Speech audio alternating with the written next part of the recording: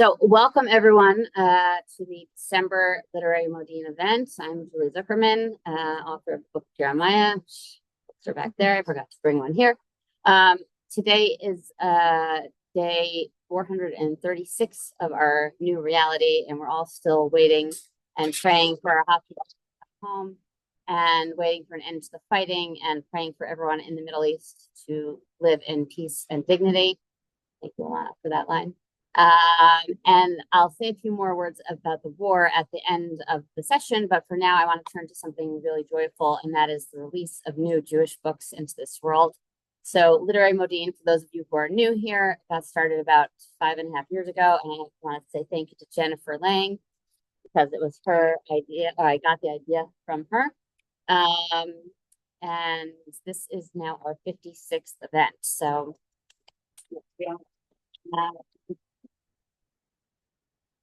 and it's grown into an event with people from all over, authors from all over the world, and occasionally in person and hybrid events. So that's what we have tonight. So thank you all for being here, both those of you in person and those of you on the Zoom.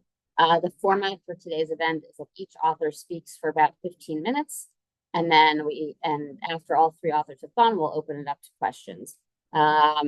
Both from the Zoom and in person. And those of you in person afterwards are invited to go buy the books from the authors, have some wine and cheese and vegetables. If you have any technical difficulties, you can put a note in the chat to me, and I'm going to actually join from my phone as well. So hopefully that won't mess anything up. All right, let me introduce our first author. There's seats, there's chairs around. Going. Yeah, don't yes, be scared come. Yes, you can even take the chairs and move back if you want. Okay. So Jennifer is going to go first. California born, Jennifer Lang lives in Tel Aviv, where she runs Israel Writers Studio. Her prize-winning essays appear in Baltimore Review, Under the Sun, Midway Journal, and elsewhere. Pushcart Prize, Best of Net, and Best American Essays nominee. She holds an MFA from Vermont College of Fine Arts and served as an assistant editor at Brevity. Her first book, Places We Left Behind, a memoir in miniature, was a finalist in multiple awards, including the Forward Indies Book of the Year Awards, and landed, that's what she's going to talk about tonight, landed a yogi's memoir in Pieces and Poses. It's her second book. A longtime yogi and yoga instructor, her greatest passion is yoga prose, using your practice to write your story. And Jennifer actually was at our first Literary Modiin event ever, even though you didn't have a book out yet, but you were like promoting the Israel Writers Studio. So welcome, Jennifer. And there you go. Thank you. Thank you, Julie. Thank you for coming. Really nice to see some familiar faces. Thank you for speak up loudly. Speak up. Yeah. Okay. So I was here 11 months ago. In pouring rain to celebrate. It was my first live event to celebrate my first book, Places We Left Behind, which came out September 5th of 2023. And I'd flown to the States mid-September and had 32 days to celebrate before war. And at the event last January, somebody asked from the audience, if you would, to the three of us authors who were reading from our books, if you had started writing on October 8th, what would have been the same and what would have been different? And I paused, and I realized that Places We Left Behind would have been Places We Left Behind. I never would have touched it. The manuscript was finished long ago and came into the world before the war. But landed a yogi's memoir in Pieces and Poses, that at that moment sitting there, I felt like I never would have written it. And that was a really big moment for me. And I slid down a rabbit hole, not a good one. And I went into total self-doubt mode. And it took me weeks to get out. So I had trouble reading the manuscript. I had trouble, I had to ask, I went to the publisher to say what was going on in Israel to these two non-Jewish women living in different parts of Europe, Fine Leaves Press, to say to them, it's really hard to put this book into the world. Would you let me bring the book up to date. And I'll tell you in a moment the dates of the book, up to October 8th. And the answer back was exactly what they should have said, which was, we're sorry for what you're going through. The manuscript we accepted was this manuscript. If you want to pull it, you can pull it and resubmit through the traditional channel. And then I spent weeks and I delayed the process that it needed to go through, the editing, what's called developmental editing. Everything got delayed because of me, because I was dithering, because I was really not sure what to do. And in the end, I can tell you, I'm sitting here all these months later to say, I'm so glad I moved forward. It's not easy. I just did a 5-week book tour in the States. I kind of wept my way through it.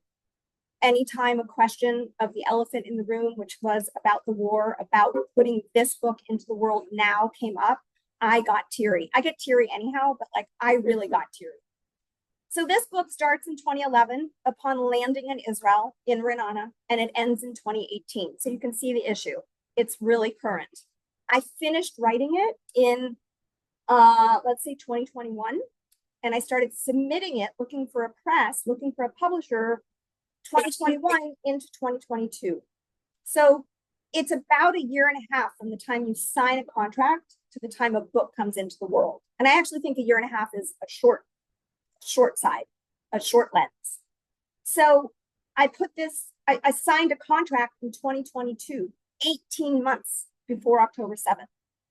And in the meanwhile, I put another book into the world. So I hadn't read this manuscript since 2021. And it was really, really hard. So I'll just tell you a little bit about like the kind of the craft side, the what I did and why. This is what I call unconventional prose. Both of my books are written in unconventional prose. I do all kinds of crazy things to the text, for lack of a better word. I will say to you now that I just got back from a book tour where my second stop was Chicago. I went to Northwestern with one of my friends here who's here, who we met freshman year. A woman in 2017, there was a column in Modern Love in the New York Times called "You May Want to Marry My Husband," written by a woman, Amy Krauss Rosenthal. Show of hands, anyone read it? Yeah. And I remember I was teaching a memoir class in Renana, and I always start class reading a poem. And instead of reading a poem that day, I read the column, and we all just kind of sighed around the table. And on my own time, I had gone down a different rabbit hole, looking into the author of this column, who died 10 days after the column went viral, Amy Krauss Rosenthal, who has a website. I think it's called IamAmy.com. And if you look at her website and you see she was a children's book writer, and she had one memoir called Encyclopedia of an Ordinary Life, which I read and I ordered and I read. And she wrote in this crazy way of what I now call unconventional prose. And it was the first time I'd seen anything like that. And it then rocked my world. So it's 2017. So in 2018, I read another book. I heard another author speak. I was in New York. I had the privilege of hearing Nora Krug. She's an illustrator who is German born, married to an American Jewish man. She's not Jewish, living in, I think, Brooklyn. And she put a book in the world called Belonging. And it is this beautiful piece of art. Every page is different. It's kind of 4 or 5 colors. I don't know how the publisher pulled this off. You feel when you open it that you're looking at a coffee table book. You feel like it's a book that everyone, like you're the only one who has it. It's so gorgeous. So these 2 books were part of my journey of, I want to create something like this. I want to write it. I want to figure out, I'm not an artist, but I want to figure out how to do something different. So that's where I'm coming from. So while I was in the submission process for the first book, Places We Left Behind, I started to see that some of these publishers, these small independent publishers, were open to experimental prose. And I thought, gee, I wonder what that is. So here's what I created. If you can see this black box, this black box is my sibling, who in the first book I call my sibling, and then I call him Sib with a capital S. Here he's written Sib, capital S, and then I black him out because I'm not proud of it. We don't have a relationship. He lives in Jerusalem. We don't speak, and we have blocked each other from our lives. It's not a nice thing. But I needed to protect myself because my one and only sibling has threatened to sue me if I write about him.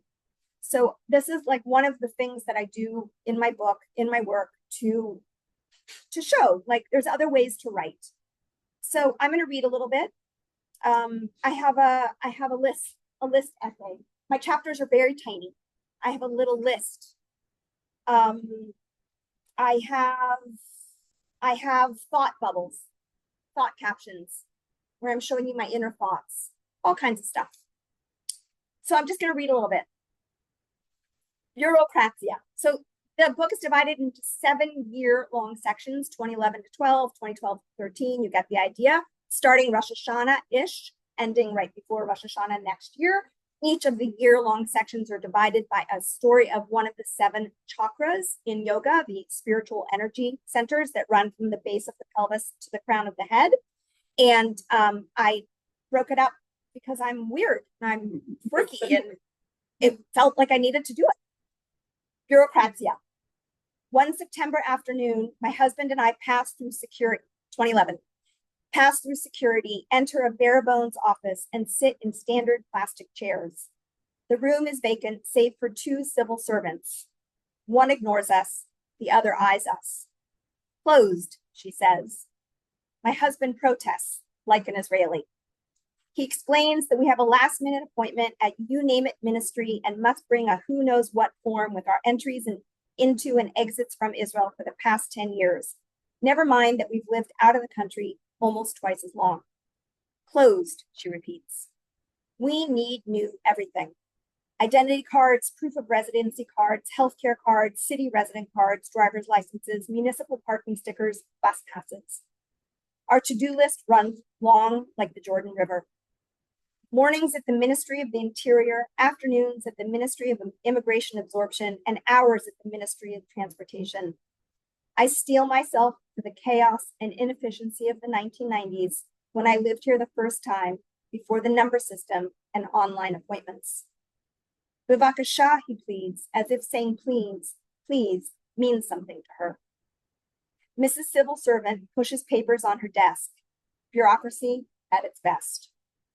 I stare at a poster of Shimon Peres, one-time president and 2-time prime minister, who, together with Israeli Prime Minister Yitzhak Rabin and Palestine Liberation Organization leader Yasser Arafat, won the Nobel Peace Prize for the Oslo Accords in 1994. Mrs. Civil Servant asks for our ID numbers. Like actors in an American Express ad, we each recite our 9 digits by heart. Time slackens. I pretend to read. Her printer sputters. More minutes pass. She summons us to her cubicle. My husband and I approach her desk. This middle-aged woman with wiry highlighted hair, a white t-shirt with bonjour in silver sparkles across her chest, and a guarded smile hands us gobs of paper. Can I give you a hug? I ask and open my arms. Gratitude catches me off guard as she slow dances into my embrace. One more. So I was in the States for book events, and my first event was October 18th, 2024 in a sukkah. Beautiful event. It's the first time I started to cry. This is the first thing I was in conversation with another writer and a rabbi of a synagogue.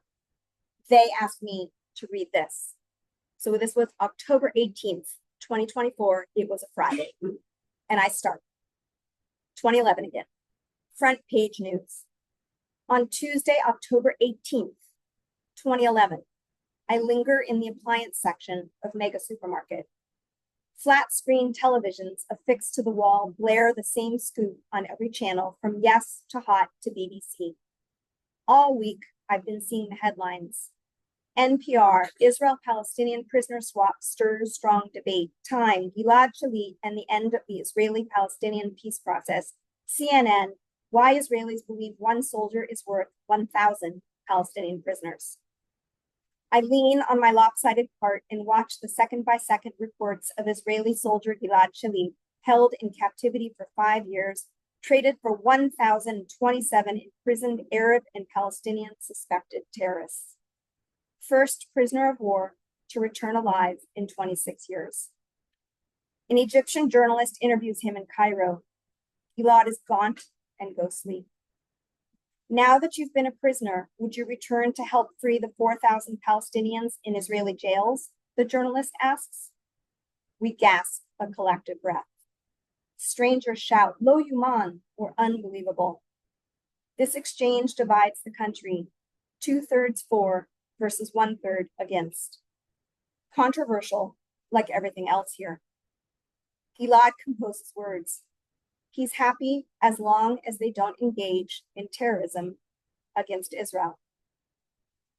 The greater geopolitical picture is as dark and engulfing as San Francisco fog.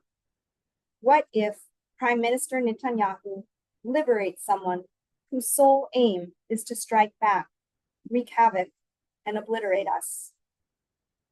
No one, certainly not I, can unremember the rampant terrorism of years prior on buses, in restaurants, and at weddings. The gory headlines. The Guardian, suicide bomb massacre at Israeli beach disco on Dolphinarium on June 1st, 2001. The Guardian, the dead and the dying at Sbarro Pizzeria in Jerusalem on August 9th, 2001. CNN, Passover massacre at Israeli hotel kills 19 in Netanya on March 27th, 2002. CNN, suicide bombings killed 23 in Tel Aviv Central Bus Station on January 5th, 2003. The list goes on. When the same interview replays on TV, I head to the checkout counter, ready to check out. I just want to say one last thing. I had to address October 7th since the book was coming into the world after it, and I had time to figure out how to do it. So the first thing I did was write a preface. It's here. The second thing I did, thanks to a really smart friend of mine in LA, who again is part of the delaying, the dithering that I was doing, not knowing if I should move forward or not. She's not a writer, but she's super smart. She gave me this amazing idea. And she said, if you're writing in unconventional prose, what about using track changes? And you put a comment in the margin dated January of 2024. And I was like, oh my God, that is so in line with what I've done to the text. And so I did it. And I didn't do it too much because I didn't want to hit you, the reader, over the head. I hope you'll all read it. I didn't want to hit you over the head, but I needed you to know this book is coming out now. And so the first time I do it is in this chapter. I call them chapterettes because they're tiny. When I wrote, what if Prime Minister Netanyahu liberates someone whose sole aim is to strike back, wreak havoc, and obliterate us? I have now an asterisk because track changes doesn't work with book publishing. And so at the bottom of the page reads January 2024, a chilling foreboding. So I don't write the same thing each time, but I date it January 2024. I do it a few times. And again, just an example of writing in a quirky way. Well, that's it. Thank you.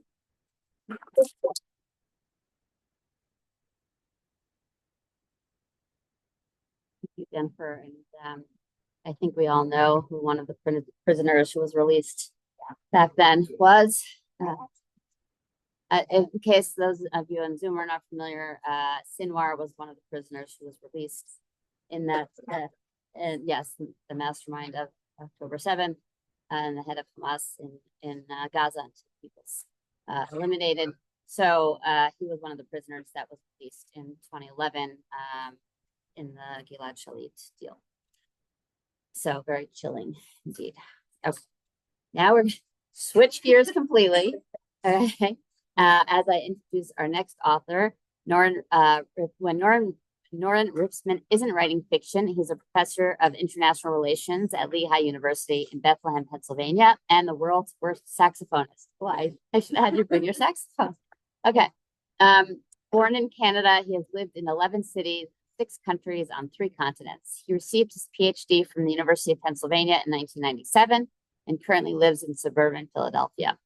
The Oracle of Spring Garden Road is his first published novel, although he has also published a songbook, a collection of 14 short stories loosely influenced by the lyrics of classic rock music. He's currently putting the finishing touches on another novel. So let me switch the camera over. Maybe move the chair a little closer.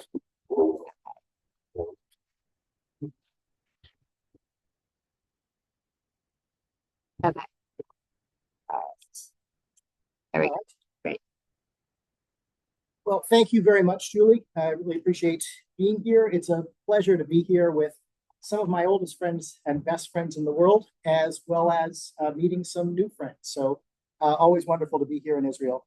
I should say that if I'm less coherent than usual, it's because I've had very little sleep over the last 3 days, and I'm immensely jet lagged, and so bear that in mind. As Julie said, like Jeremiah Gerstler, her main character in her wonderful collection of stories, I am also an international relations professor, and I do appreciate the fact international relations professors are not normally the romantic heroes of novels. And so I really do appreciate Julie making the world aware of how cool we are. Unlike most international relations professors, however, that's my day job, but in the evenings and the weekends, I put on my red cape and I fly and I soar and I do all sorts of other things because I'm a fiction writer that most international relations professors, exciting as they are, do not do. I say I'm a fiction author and a writer. I can say this now. I figure I've started my 4th novel. I have a short novella as well and a short story collection. And so I now kind of feel like, yeah, I guess I am a writer too, and that kind of feels good. So let me tell you a little bit about myself. Julie said some of it. I was born in Montreal, Canada. I've lived, as Julie mentioned, in 11 different cities in 6 different countries, including in Tel Aviv for a year. 2 of the places I lived, 2 of the cities I lived are Halifax, Nova Scotia, Canada, and Toronto, Ontario, Canada, where I lived for a long time. And those 2 are the principal settings of my novel, The Oracle of Spring Garden Road, that I'm going to tell you about tonight. Setting is very important for me. Geography is important for me. Terrain. I like to get a sense of the feel of my character's world, the tactile feel. I also strongly believe that a character the character and a character's personality is shaped by the environment that he or she lives in and is steeped in. And I also believe that they'd react differently in different environments. It's one of the reasons why I write about places that I know very well, so I have a feel of. And I also do research trips for all of my work in order to go and get a sense of exactly where my character was, how the character would have interacted with the space. So for this book in particular, I did a couple of trips out to Halifax, Nova Scotia. I'll tell you about my main character. My main character is a homeless man, actually traditionally Jewish, Orthodox Jewish homeless man. And I was interested in seeing how he'd engage with the world, where he'd sleep, where he'd panhandle, what he saw, and how that shaped his behavior. So that is very important to me in all my work. I also say that in all my work, one of the characteristic styles that I have as it's emerging is, I want to be the second author to talk about a rabbit hole tonight, but I like to go down the rabbit hole of my character's brains. And so I try to get inside the character's mind and take the reader inside the character's mind to understand the world from his or her perspective, so that I'm not judging, you're not judging, but you're getting as unfiltered an understanding of the world the way they would express themselves. And I use a variety of different tricks for that, but I definitely have a lot of third person and first person interactions in order to get a sense of what's actually going on in the character's mind.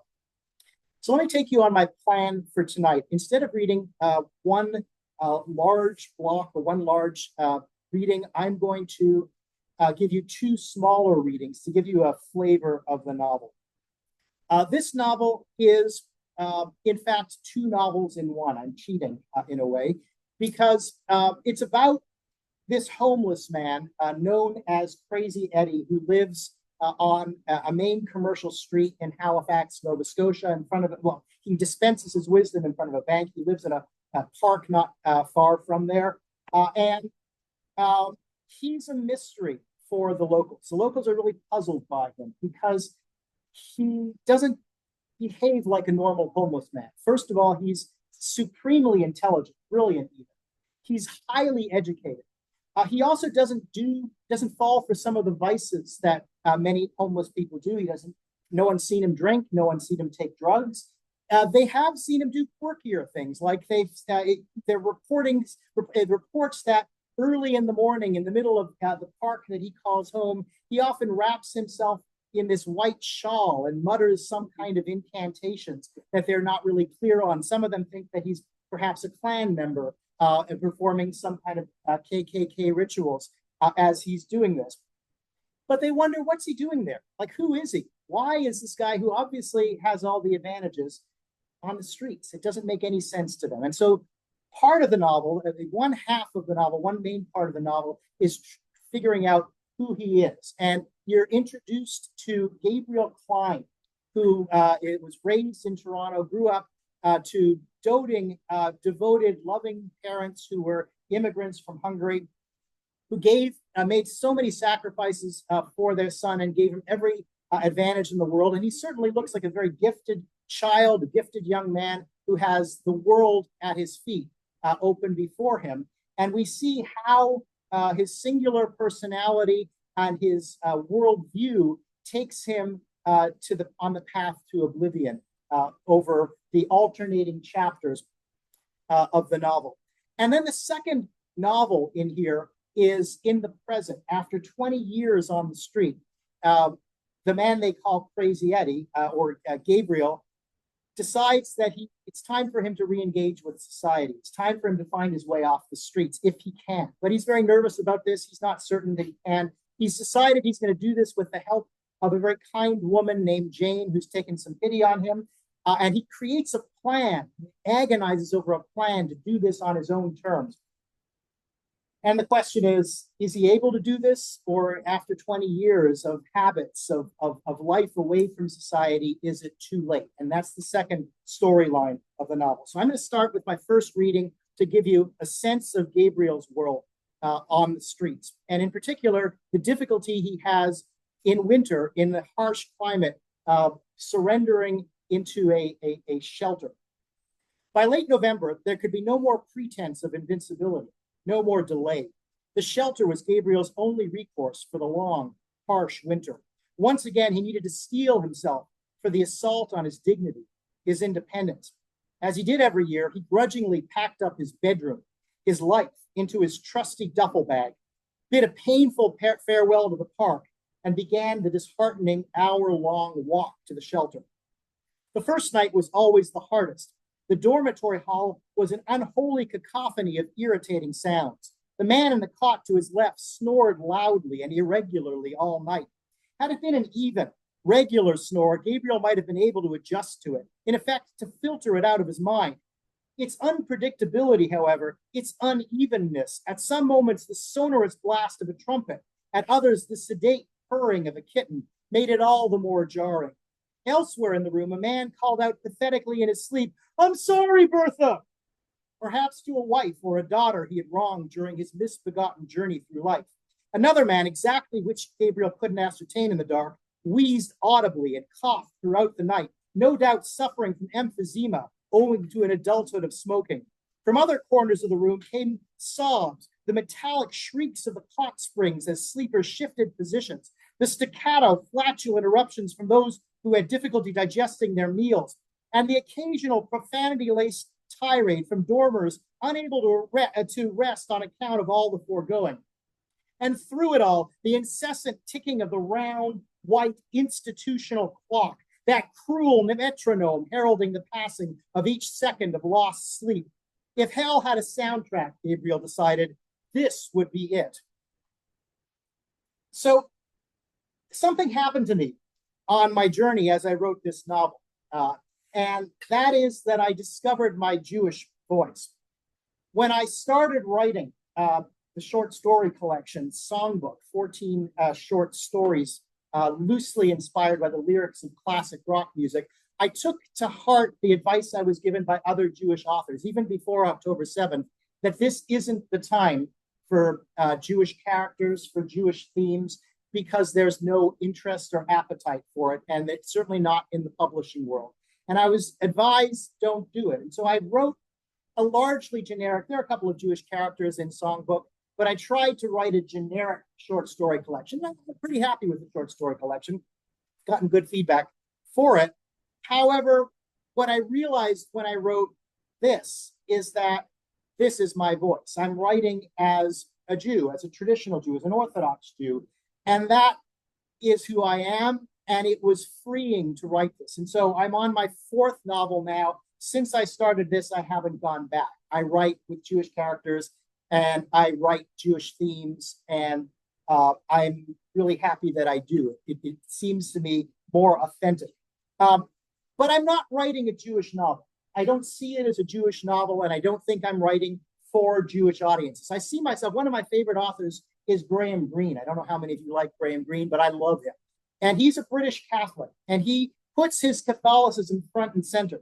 The dilemmas that his characters go through are agonizing Catholic dilemmas. And I love it. I'm not Catholic, I'm not British, but I love it. I really understand it. It makes his characters human and complex, and it seems authentic and genuine to me. And so I don't think you need to be a Catholic to read Graham Greene, and I hope you don't need to be Jewish to read my work. At any rate, my second reading for you is going to be something which introduces a little bit of the Judaism in Gabriel, and also something that is pivotal, the difficult relationship, the fraught relationship that he has with his parents. And he has different conceptions of religion, different conceptions about how to behave than his parents. Over breakfast one morning before school, Gabriel took his father to task. "Dad, did you daven today?" he asked, using the Yiddish word for pray. "What difference does it make?" Isaac responded evasively as he doused his bowl of cornflakes liberally with milk. He scowled, observing that the bowl had a slight crack near the edge, another dish that would need replacement. "That's not an answer," Gabriel snapped, his jaw clenching in disgust. "Did you daven today?" "Why do you ask a question when you already know the answer?" As usual, to Gabriel's frustration, Isaac responded to his question with another evasive question. Esther jumped in to defend her husband. "What is this, an interrogation? Your father escaped communism so that he wouldn't have to submit to questioning by the KGB over breakfast." "Very funny," Gabriel said sarcastically. Then turning back to his father, he charged, "You didn't daven, did you? You never do."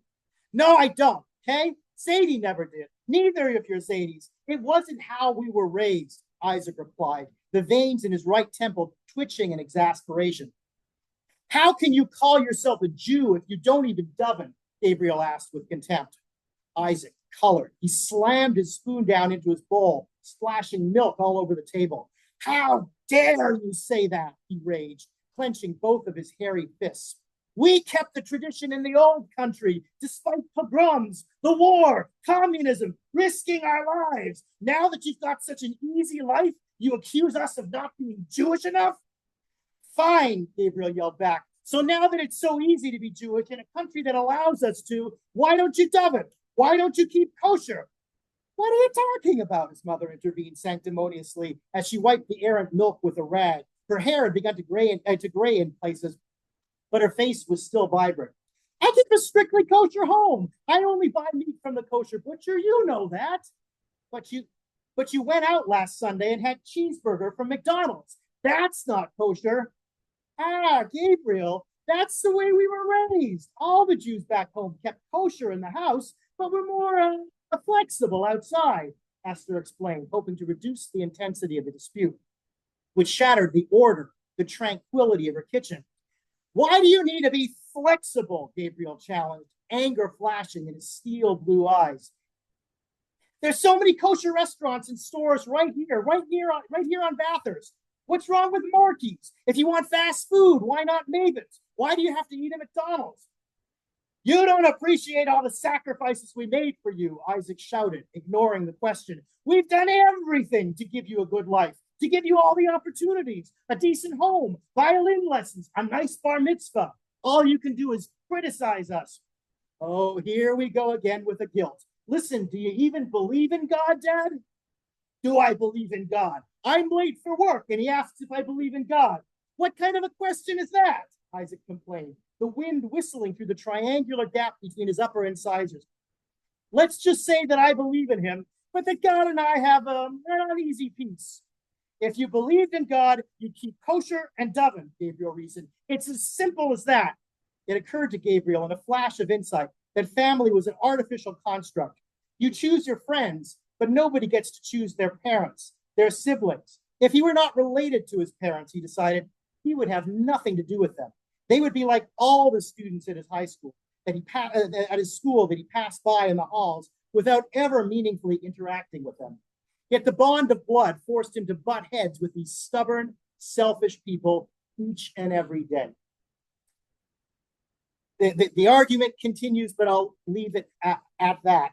Let me just say one more thing. This is not my first attempt at writing, nor is songbook. I've always wanted to write fiction.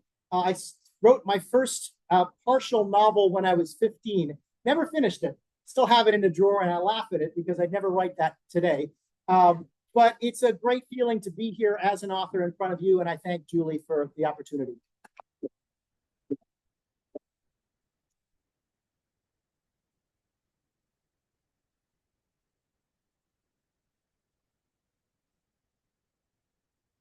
Thank you very much, Norrin. And introduce our third author.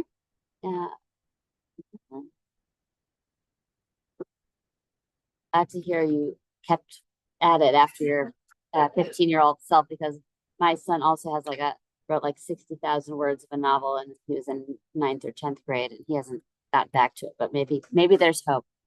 Okay. Okay. Our third author for tonight is Jane Medved. Jane Medved is the author of WAYFARERS and Deep Calls to the Deep, and the chapbook Olam Shana Nefesh. Her translation of Wherever We Float, That's Home, won by Maya Tevet Dayan, won the Melinda A. Markham Translation Prize, and just came out also like a month ago. It's in the back.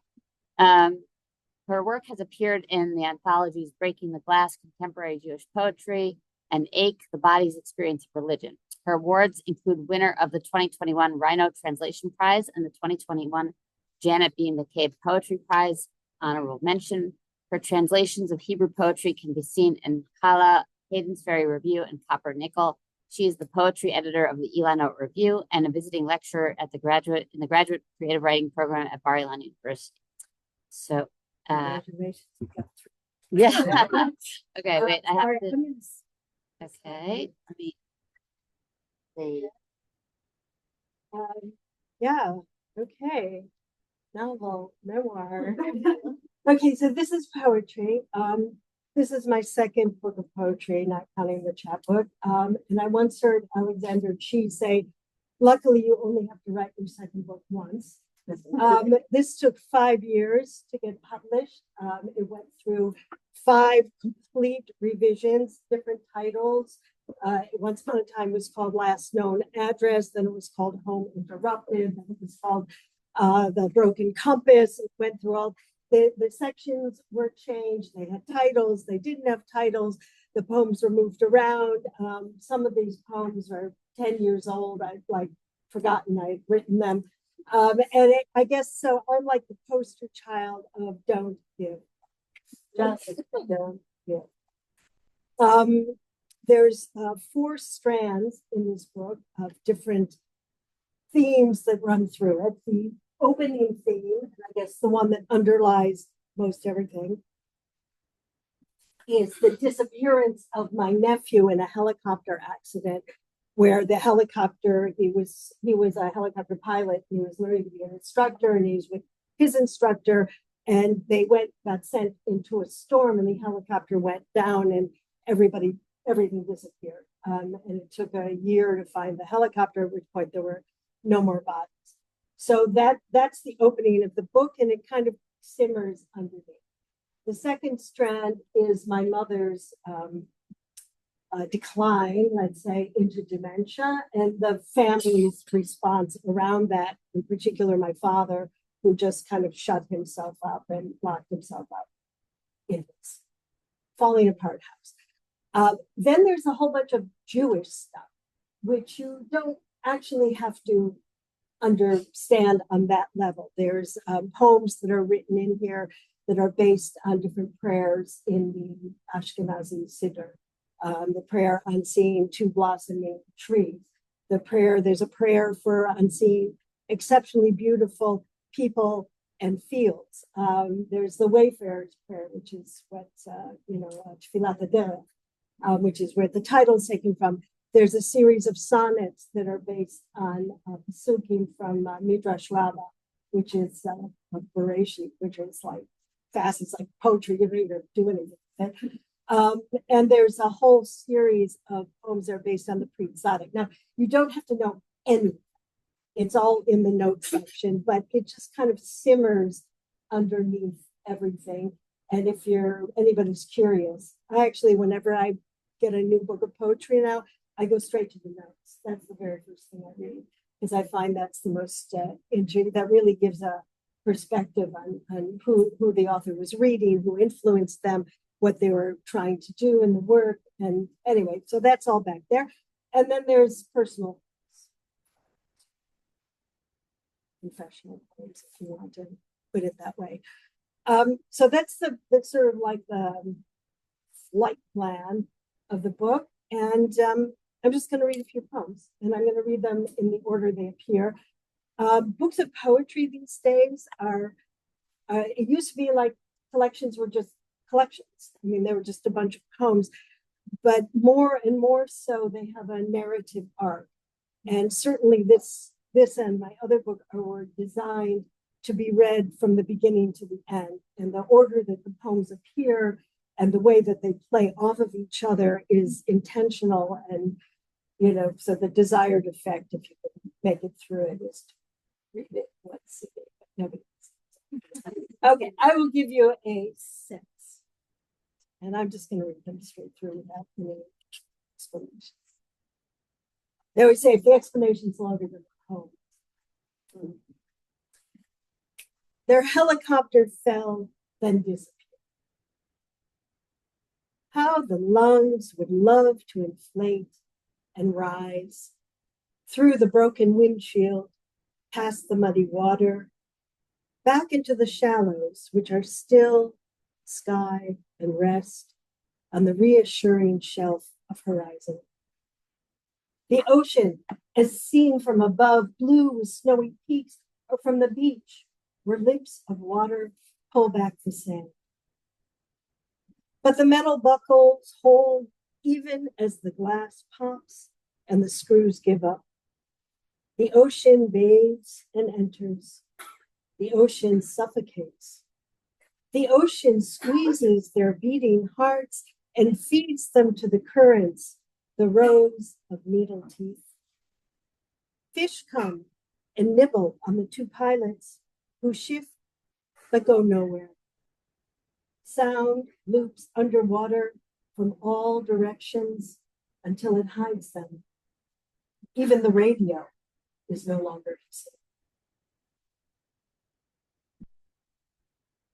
My mother is standing on the bank of the river, clutching her carton of easy drink, her stomach tube, her plastic vial of oxygen. There is no boat for her yet. I call Citibank, pretend to be Barbara, scribbled on an envelope her mother's maiden name, her social security number, her date of birth. The year is 1926. Chicago has a west side, a south side. The Jews move around. Grandpa Ben has not died from a heart attack. Dodo is the most beautiful of the sisters. I get my son to help me fool the bank. We need to change her mailing address. There is no stucco house in Evanston. The new owners are taking down the trees, blowing plaster into the neighbor's yard. My sister sent me pictures, but I'll never go back. I say never as if I know what that means.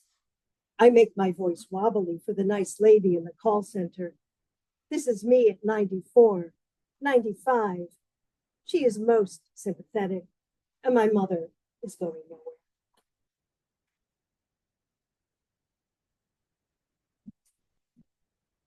Every mighty beast has a soft underside. All day long, the world has been trying to comfort me. In the middle of my best cry, there was a knock at the door. a basket of wine and chocolates from a guest I didn't want to have. Then messages from friends I've forgotten about, suggesting plans. Even the dog walker shared his photo of the red flower in my garden with the Jerusalem is Beautiful group, and everybody loved it. Really, they all did. And Ahmad, who came over to help me with the lights and wouldn't take money. I had to fold the bill and place it in his hands. All day, the world has been reaching out to show me the buttery backs of harsh lights, the breath of lavender hidden in my summer hats, and when a hummingbird appeared by the magnolia leaves, the metallic reflection of its belly was a shimmering kind of music. And some say there is no membrane if you listen. And some say the door is always kept shut. And some say if we knew what was waiting, we wouldn't want to stay here. Last night, my sister called me after another session with the psychic. Her son is in charge of helping the animals who cross over. And he's been sending, her son is in charge of helping the animals who cross over, and he's been sending them messages all the time. All the rivers go into the sea, and yet the sea is not full. There is a canopy of seasons where winter is called sleep and spring release. The sky puts on its armor. It's November, and the clouds, we say, are threatening. The reflection of an iron plate, metal waiting, and beneath the blue remembers to stand still. This is the world I love. Watched over by a dark and stony eye, a pointed roof arranges starlings. One yellow aspen to the left, and on the right, the slip and fall of river, cold mouth, and all coming from a rocky somewhere. How else would lakes arrive, if not given passage by this melody of runoff and debris, determined, pulsing vein? Remember that the snow was once a whisper to the mountain, spoken into breath by the deep. Thank you.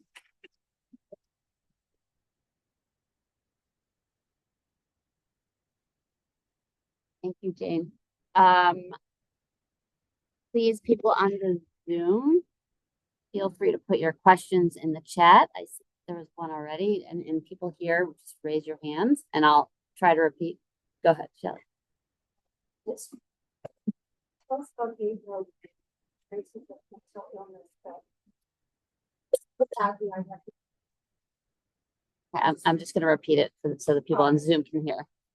And the question was for Norrin about, tell me about Gabriel and the traces of mental illness. Is there more to say? Yes. That's a great question, very perceptive. I don't address that directly in the novel. I suspect, given what I know of him, that he had mental illness, that it was mental illness that was driving him. And there are a couple of incidents in the novel that certainly point in that direction. But I'm not qualified professionally to make that judgment. And so I suspect it. I suspect that if you were ever diagnosed, that would be the case, but it's not something I directly engage in the novel. Okay, there was a question on chat for Jennifer. Let's see. As a fellow yogi, I'm so curious to hear how the practice of yoga influences your creative writing process. So, how many of you in any room do something that helps you, like, press reset? Maybe you run, maybe Pilates, maybe, right? So I would say that I've been practicing yoga since 1995. I was 30 years old when I first stepped on a mat. My first teacher was this totally famous guy, Rodney Yee. I had no idea. And so I'm turning 60 in August. So pretty much half my life ago. And I sit here today and say, I don't know who I'd be if I hadn't had yoga. I don't have yoga in my life. And more often than not, when I would come to class, let's say come to the mat, I was a mess. There was chaos in my head. It was family life, it was professional, it was, should we move to Israel? Should we not move to Israel? Should we stay or should we go? And I would leave class, let's say an hour and a half later, or 75 minutes later, or now in today's post-COVID world, more likely 60 minutes later, and there was clarity and clarity of thought and clarity of answers. There have been times where I've gotten off the mat and I've gone to ask for paper, old school, and pen to write down what came to my mind while I was on the mat. So it's a gift. It's chaos turning into clarity. And so I forgot to really say what Landed is about. Landed, a yogi's memoir and pieces, and Poses is the 7-year story of me on and off a yoga mat looking for answers to hard questions about midlife, about marriage, and about living in Israel. It's my making peace with living in Israel and with myself. Other questions from the audience or on chat? Lana. I have a question for Jane about the entrance of the Jewish sources into your case. I'm curious about your method. Like, is it that you are reading these sources and you've got something down that you want to stay with you, or are these sources open as you're writing? Like, how does it work for you? Let me repeat that louder for the people on Zoom. The question was for Jane about the use of Jewish sources in her writing, and how do you deal? Sorry, I forget. How do you integrate them into? Yeah. What's the method? So normally what will happen is I'll make a decision to look at a body of work. Like I did a whole series on Campbell. I did a whole series on like these midrashim on these midrashim on Bereshit. I did a series. I thought, maybe I'll look at this here. So that's my body, and I have it sort of sitting next to me. And in poetry, there's contemporary poetry is not really form-based. There's forms like sonnets and ghazals and villanelles and things, but every poem has a constraint. There's no poem that is written that does not have a constraint. So I use the source material as my constraint. And sometimes I'll just use it as a jumping off point. For example, in the sonnets with the midrash, that's my title. All the rivers go into the sea, and yet the sea is not full. Is a pursuit from the midrash, and the other one, the fact that we awake from sleep, is evidence for the resurrection. That's the title, and then I just go from the title. With the prayers, I kind of sort of, I just play with it, and most of them don't work. It's not easy. Most of them they never get published, and I don't do anything with them, and they're just sitting there because it's hard to take something that's so specific and make it universal. That's a tricky doorway. Like you were saying, or we were saying about writing in a Jewish voice, but in a way that everyone can access. You're not denying who you are, but that's not really the topic. It's just the livush of the topic. This is for me. There was another question on the chat. Actually, I had a question kind of relates to that and what Norrin was saying about bringing your authentic Jewish self to the writing. So it's a question for all three of you. Is how do you do that? And because we have in this room and also on the Zoom probably a lot of writers, what advice do you have for people who are maybe struggling with this? And have gotten maybe the advice that you got, Norrin, that, don't bring your authentic to yourself. Like, what would you say to that? And how do you bring your authentic to yourself? Who wants to start? Should I say? Okay, we'll just go. Okay. Once somebody asked me if they said, we were talking about writing, they said, oh, so you're like a Jewish feminist writer. I said, no, if anybody ever called me a Jewish feminist writer, I would consider myself a failure. I'm a humanist universal writer. That if the only people that can understand and appreciate what I'm writing are Jewish women, then I haven't done much of anything. So I think everybody writes about themselves, and that's what we write about, right? So you start from where you are. Okay, I start from where I am, and then hopefully you go further. I definitely am writing. So I've written 2 memoirs. Everything revolves around Judaism and Israel. You could say my whole identity is wrapped up in this. All of my writing is about this, but it's not about that at all. My first book is a story of voice and identity, and my second book is a story of it's a coming of age, a midlife coming of age. So if you take the Jewish away, you take the Israel away, that's what these are about. And I think I kind of started this thought that I didn't finish before, which was I really doubted this manuscript. I really wasn't sure if I should move forward. I'm so glad I moved forward because we Jewish writers, poets, writers, fiction, nonfiction, we are being silenced today in the literary world, the greater literary world. We are being boycotted, we are being banned, and it's so important today to write. So for all of the writers in the room, Jewish or not, whether it's just your name, whether it's your content, whatever it is, just it's more important now than before. So you said something about persistence, right? You said something about that.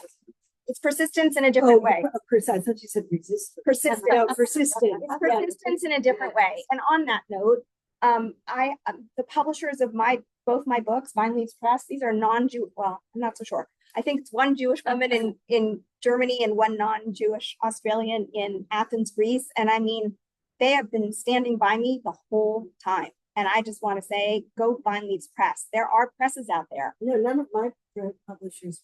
Right. So there are publishers out there who are supportive, and it's just a matter of finding the match and keep going until you find it. Amazing.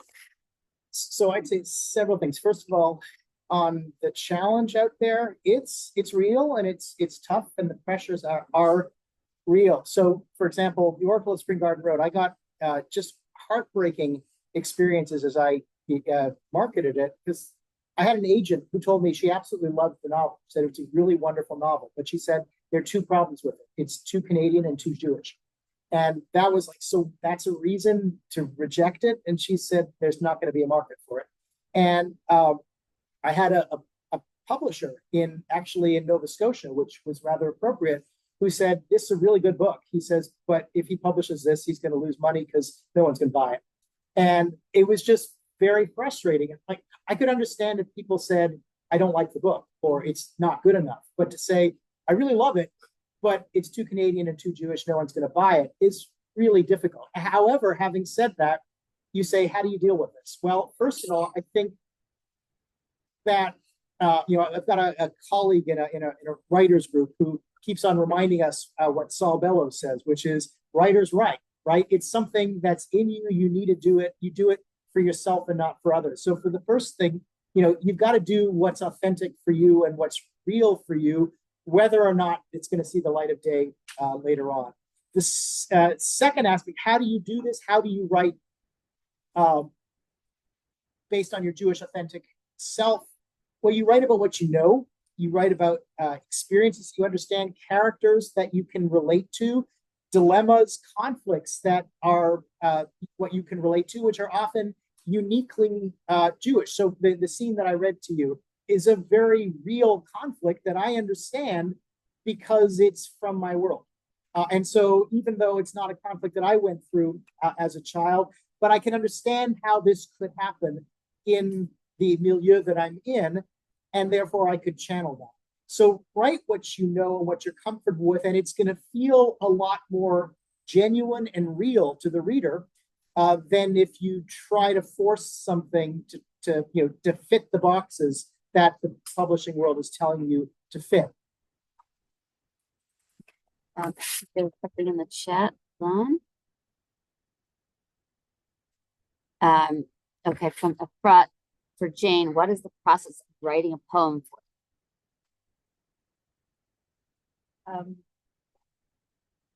To be more specific, what's my writing practice or Efrat, I'll unmute you so you can ask. Wait. You have to. Unmute yourself. There you go. I meant like personally what your process is, like how you get an idea and then what you do and what just like how it happens. Okay. Personally for you, not like for every poet in the world. But first of all, you have to understand the ratio of poetry. I've never worked on a novel. Nothing but immense respect for people who could do that. But my personal ratio is maybe out of every 10 poems, maybe 2 are keepers. Most of what I write is not very good. It's all a process. It's like every poem leads to the next poem.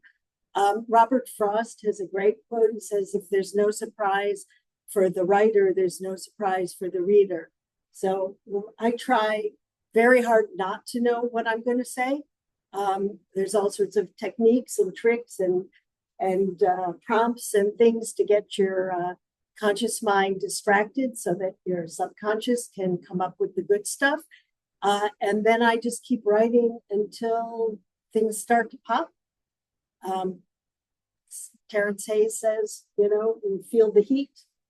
Just try feeling the heat, and then you're getting close to something. And then you go back and start to circle that spot where things started to like happen. And then you try to figure out what in the world you were saying. And then you edit. And then you put it away. And then you take it back out. And then you go, oh my God, this is horrible. Or you say, whoa. And you fix it up. That's my process. I actually have a follow on. Yes. Well, Yeah. and it's what about your Translation? Yeah, translation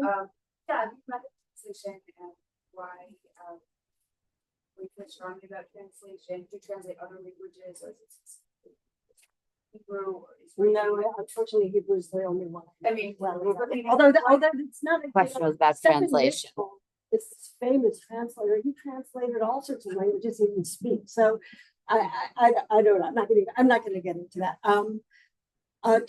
I started translating because I noticed that every poet I really admire translates. And I thought, okay, so there must be something in that experience. And it's a very interesting practice. It's sort of like having grandchildren. It's like, there's this poem and I have no ego invested in it whatsoever because I didn't write it, So you're totally free to, dive into the poem. There's no ego in it. And I don't know if I would translate a living writer again. Maya and I had a great relationship. We've been a lot of fun working on it. But you have to really, really get along with the poetry translating because it's what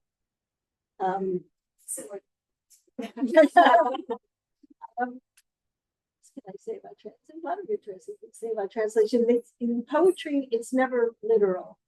They're more like sister. But as a matter of fact, there's a foreword where I discuss a lot of these issues in the book. I mean, there was sometimes we change the title completely. I have friends who translate who are excellent, who say after the first literal translation, they don't even look at the original. They couldn't care less. It's gone.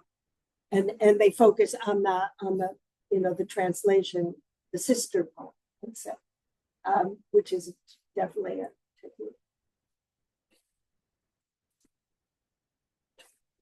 I'm awful with names to a very bad extent. Norrin. See, when your name is unique, forget it. I'm worse than ever. But I want to ask, it's not exactly a controversial subject, but it's the kind of homelessness is like the kind of subject where it's delicate enough, not in a controversial way necessarily, but it's delicate in the way that like you get it right or you get it wrong. So I'm wondering, you said you do research trips and you'll like go and you'll look at a setting, but have you done research into like actually speaking to homeless people and how did that go? And if you've gone to a shelter for research, like your description of the shelter was extremely vivid and just like what that was like. People on the Zoom hear that question? It was for Norrin about, yes, okay, you heard it. Yeah, thank you for that. I did do research. So I had a range of things that I needed to do um, on my research trips to Halifax. And one of them was go to a shelter, talk to people who ran a shelter. I also did talk to a homeless man on Spring Garden Road, about a block away from Gabriel's office. And that was it was a hard experience. I do a lot of interviewing for my day job, and this was very, very different. First of all, I felt uncomfortable. I didn't want to abuse this individual. I made a donation, relatively large cash donation to him up front, and said, "Look, this is not contingent." I mean, I explained to him in different terms, but I made it clear that the his participating isn't contingent. The donation is contingent upon him participating or answering my questions. I said, if you'd like to answer my questions, I greatly appreciate that. And he did talk to me. I asked him a few questions, but I felt very uncomfortable about intruding upon him. But I did ask him, how do you manage the winter? And how do you feel about the shelter? And I did get some sense of how he interacted with the streets and with the shelter and with others. And that was helpful. Gabriel is not him, and he's different, and so he interacts with these differently from that man. But it did give me a window that was helpful, and of course, getting to understand how the shelter operated, what it looked like, the services they provided was very helpful for me as well. And there are other things that I did. I had to scope out the police station that plays a role in the. Actually got thrown out of the police station, but I had to go and find out about that as well. And we did try to get a sense of the various situations that my homeless character had to interact with. And it was interesting. It was humbling. Homeless people I find really interesting. I mean, people ask me, why do I write about homeless people? Which in a sense your question starts getting to as well. And I always say, it's not very interesting to write a book about me. I mean, I guess Julie did, but it's not really interesting. I should be careful what I'm saying here, but it's not really interesting to write it. Why does someone become a university professor? Well, it's a pretty standard story, pretty boring story. But why does someone live on the street? I mean, they're inherently more interesting. Why does someone give up society and civilization and live on the street? That's a much more interesting set of choices, even if it's not necessarily what I would consider a desirable set of choices. So I think they're inherently interesting, and it's an important subject, as you suggest. I hope that I have something that I've written something that's credible, and I hope that the research has contributed to that. Have you gotten feedback from the Jewish community in Canada in particular? The reason I'm asking is because I lived in Toronto for a couple of years and I have family there, and the whole issue of homelessness is it's kind of like a bit of a conflict, I feel like. On the one hand, people recognize it. On the other hand, they don't feel so comfortable with it. I'm wondering if there's been any feedback from that world. I just about a month ago, I gave a talk at the Atlantic Jewish Council in Halifax, and talked to them about actually in the synagogue that steals his colleague from. But that's another issue, another section I could have. But and I did have people who asked me about homelessness and about the problem of homelessness. And Toronto, it's funny, I've spent a good portion of my life in Toronto. Toronto's the one environment that's harder for me to crack. People are less interested. They're very busy. They're more insular, I find. And it's been hard for me to talk to Toronto audiences. So the only experience that I have with Canadian Jewish audiences actually is in Halifax. I've been giving more talks in the United States, in Israel. I'm giving talks elsewhere in Canada, in Montreal later on, in March, and London. But Toronto, despite the fact that all my family's there, it's been a much harder nut to crack. Same for me.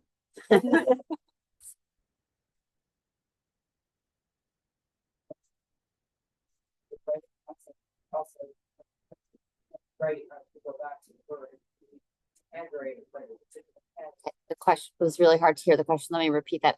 It's a question for Jennifer. Because her writing is unconventional, is her process also unconventional? Well, I think this is unconventional. I think that's the conclusion. My process unconventional.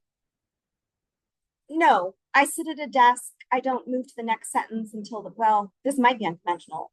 This is Virgo anal stuff here. I don't move to the next sentence until I like the first sentence, the sentence preceding. Like it's laborious. No, the unconventional came in the 9th hour. It came at the very end. In fact, landed, the whole manuscript was finished when I was submitting it. And then the first book came kind of from the side, and it midway through coming in from the side, I noticed this phrase open to experimental prose. I went into it, the first one, and I started to play. And then by the time it went and I got a yes from the Fine Leaves Press in, let's say, February of 2022. And the one thing that they loved was the unconventional aspect. So then before I submitted landed to them 6 months later, I spent the 6 months making it unconventional. So it came after the fact. But I think honestly, it's like deep in here, the unconventional stuff. All right. I think we're gonna wrap up because there's already 9:15 here. There was a question on Zoom if any of you guys are JBC authors. I don't think so. You are. Okay. Norrin is. Jewish. I guess I Yes, Jason. Not a Jewish Book Council author because I write, well, 2 reasons. One, I don't think they do so many memoirs, but the other thing is because I write unconventionally, and I think that that's not what they're looking for. It's the Jewish Book Council's author network, which costs a lot of money. You have to give them 110 copies of your book. So I didn't do it either. For now, the next book. Okay. So one announcement before we end, which is that our January and February events are already set, and I'm going to put a link in the chat and I'll send it here. But January 19th is on Zoom with Galina Vroman, Benjamin Resnick, Judy Gruen, and February 16th also on Zoom with Ruth Franklin, Zeva Bukai, and Lihi Lapid.